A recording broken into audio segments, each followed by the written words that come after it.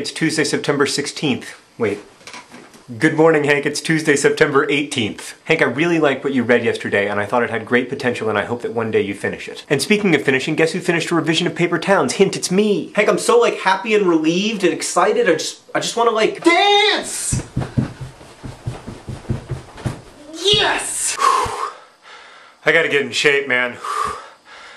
Happy dancing takes it out of me. Hank, in other news, I've been thinking a lot lately about Chris Crocker, who made a YouTube video recently in which big and apparently real tears are cried in defense of Britney Spears. Hank, it's extremely difficult for me to explain to you how little I care about Britney Spears. I mean, I feel bad for her in the sense that she is a narcissistic drug addict, but I also think that there are a lot of narcissistic drug addicts who don't have $50 million, and so I choose to devote most of my feeling bad for narcissistic drug addict resources to those people. But anyway, Hank, Chris Crocker feels bad for Britney, and who am I to judge? I felt bad for Kurt Cobain when I was Chris's age. Although in my defense, every time Kurt Cobain coughed, he spit out more talent than Britney Spears has ever possessed, so. But Hank, the thing about Chris Crocker that people keep noticing is that Chris is a young, openly gay person who doesn't do a very good job of fulfilling our expectations of how boys should act and talk and think. And for some reason, people either find that absolutely hilarious or completely offensive. Hank, I know a lot of people think that gender differences are inborn and that men are from Mars and women are from Venus and there's no way to travel from Mars to Venus or from Venus to Mars. But Hank, the fact of the matter is that intersex and transsexual people have been a part of the human species since the very beginning of the species, and none of those theories about inborn gender explain anything about why Chris Crocker seems so incredibly funny or so incredibly outrageous or so incredibly offensive to everyone on YouTube. And Hank, I have to say that even nerd fighters like you and me aren't completely immune to these feelings of giggly discomfort. I mean, it's a little weird that we think that baby girls like pink and baby boys like blue, when in point of fact, babies don't like any particular color at all. I mean, as far as I can tell, Hank, the main things that babies like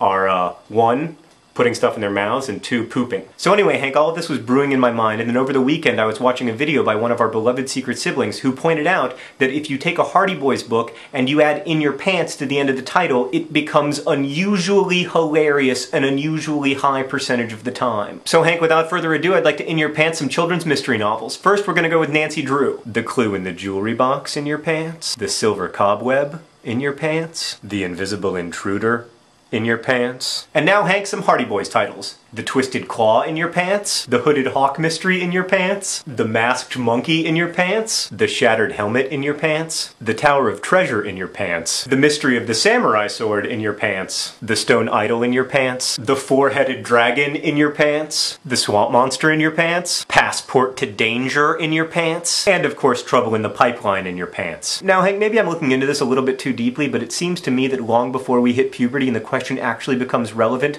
Ms. Drew and the Cousins Hardy are already asking us. What are you? Are your clues in a jewelry box that must be protected by silver cobwebs from silent suspects and invisible intruders? Or is your mystery a claw or a hawk or a masked monkey or a helmet or a tower of treasure or a samurai sword or a stone idol or a four-headed dragon or a swamp monster full of lethal cargo that is a magical passport to danger capable of immense foul play and dirty deeds, although sometimes there is trouble in the pipeline? Hank, it seems to me that in a world that constructs gender so dichotomously so early in life that it makes sense that we would not necessarily feel entirely comfortable around people who don't fit into our gender expectations. But Hank, it's not their fault that Nancy Drew and the Hardy Boys are so incredibly weird. I think it's fine to laugh at Chris Crocker because he cares too much about Britney Spears, but I don't think there's anything to be gained from laughing at him because he's different. That's the laughter that all nerd fighters everywhere have been on the wrong side of at least once in their lives, and I for one don't think it's very jokes. Hank, I'll see you tomorrow.